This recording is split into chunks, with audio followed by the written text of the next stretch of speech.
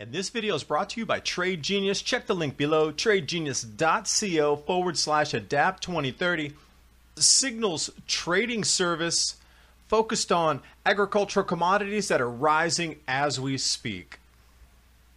Climate fraud of all time. Everything the IPCC based its projections on the hockey stick, untrue.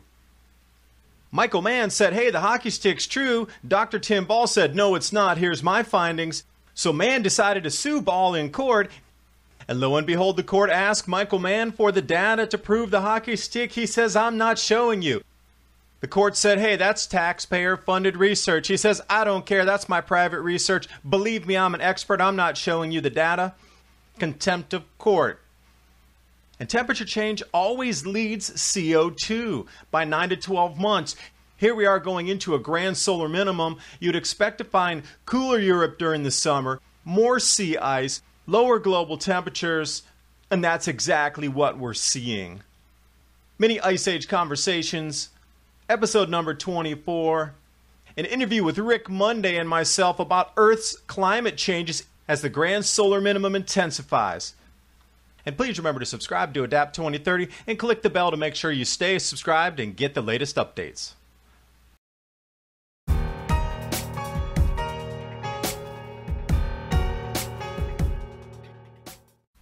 Now, we've all heard of the hockey shtick. That has been ramroded down everybody's throats for nearly 2.5 decades. And the face behind this hockey stick, Michael Mann on the left. And as would be between the forces of good and evil battling, there's always an oppositional force to create balance. Dr. Tim Ball on the right. Michael Mann's graph showing the hockey shtick. But Dr. Tim Ball said, whoa, whoa, whoa, whoa. That makes no sense. Here's my data. I think your hockey shtick is incorrect. So in the era of climate witch hunts at the time, Michael Mann decided to sue Tim Ball because he said Michael Mann belongs in the state Penn, not Penn State. Now, it's all based on these climate graphs here over time showing CO2 concentrations as well as temperature increases. Now, when I went to court, the court said, all right, Michael Mann, produce your evidence. Show us your climate data. Let's take a look and see. And he said no.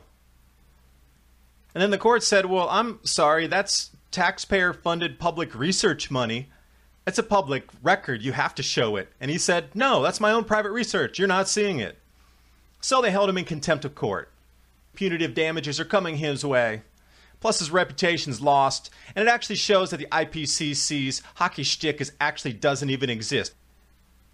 If it existed, they would have been flaunting that, showing it in the front page newspapers, but this data doesn't exist. It is pure hoax, fraud, and smoke and mirrors. The hockey shtick is untrue. And No Trick Zone has an amazing compendium of temperature leading CO2 research articles. There must be 15 or 20 of these on there. I just chose the ones with graphics to give you an idea. If you want to dig deeper, I've linked everything below. I encourage you to. CO2 trails temperature. Now, moving forward, what they've also found that CO2 levels have not risen in the last 3 years. I bet you didn't hear about that on the national news either, because this whole global warming fraud agenda needs to continue that CO2 keeps rising to try to scare you into a global tax for consumption. CO2 is not rising any longer, so that only means one thing.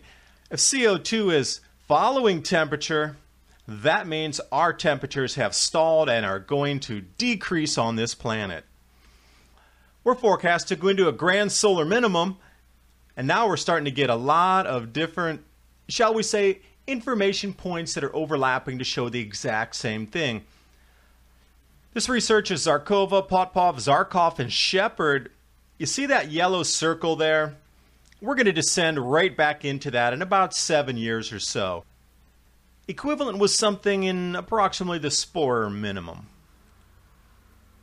Michael Mann have done grievous harm to our society by steering you the wrong direction and which way the climate's going. Here now, newer information just out from last year shows that we're entering into a prolonged grand solar minimum And instead of saying, okay, we have new information that's showing that it's really not going to warm into infinity, that there are natural cycles in the sun that control Earth's climate system, and for these next 15 to 20 years, we're going to be going a little bit cooler and temperatures are going to drop. But no, it has to keep warming. And any papers that are going to be presented at the IPCC yearly meetings that thousands of people fly in with the airplanes and put millions of tons of CO2 in the atmosphere to come and join these climate conferences will not accept anything to the contrary of their CO2-driven models. Another case in point, showing the grand solar minimum is indeed starting to intensify. A colder Europe is exactly what you would expect. Maunder minimum. The ocean circulation currents are changing. And when we take a look at the 2-meter temperature anomaly, if we were truly warming into infinity, how can there possibly be this many well below normal temperatures in the northern hemisphere? That includes the Arctic area and Antarctic. How about Central Asia, all the way across from Europe, way up into Russia, all the way almost over into the Aleutian Islands? How about India? What about Central Africa? How about South America? That whole area of the Eastern Maritimes in Canada, all-time record cold right now. Greenland, record cold temperatures. It just fits the model. And then we see more. What happened to all the shrinking sea ice? There's this much sea ice up there now in the Arctic. I thought it was supposed to be down to 0. Oh, wasn't that Peter Wadham's? So what is it with all these IPCC lead scientists that everything they've told us is not panning out? It's actually reversing and turning the opposite. Hey, Peter Wadhams, you said we would be ice-free by 2016 and 17. Look how much ice is up there. And now you'll see the trickery with this whole climate debate. Instead of measuring the actual amount of surface sea ice, see, that was their argument earlier. And they're going to shift it over to the thickness. Watch, it's happening already. Instead of being surface content, it's just going to be about thickness now. And here's another one. I know you're going to like this. Top left. This 2-meter temperature anomaly from Weatherbell. By the way, Weatherbell, shout out. These guys are some of the best on the planet at what they do. Their forecasts and these temperature anomaly maps, on the money every time. Top left, I put that orange asterisk, 2017 global temperatures year to date. So it's 0.4 C above the long-term average. We jump over to Climate Realizer, bottom left. How is that global at 0.62? That's 0.2 of a degree warmer. So when we talk about the climate debate, how can there be these two sets of temperature measurements right here that are giving you the global temperatures over baseline? Let's look at another example. Northern Hemisphere, year to date, top left, 0.52. Northern Hemisphere.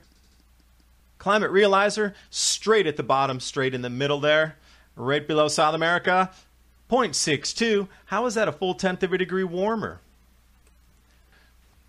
And my favorite, Southern Hemisphere 2017, 0.27 above baseline. Climate Realizer, 0.062. Climate Realizer, what are you doing with your temperatures and what models are you using to show such a heating spike? And for those of you that are using common sense, I'm just going to leave this graph here. I trust that your judgment and your processing of information will allow you to draw a conclusion. Now, I'm not even going to tell you what to think here. I'm just going to say, look at this global temperature map.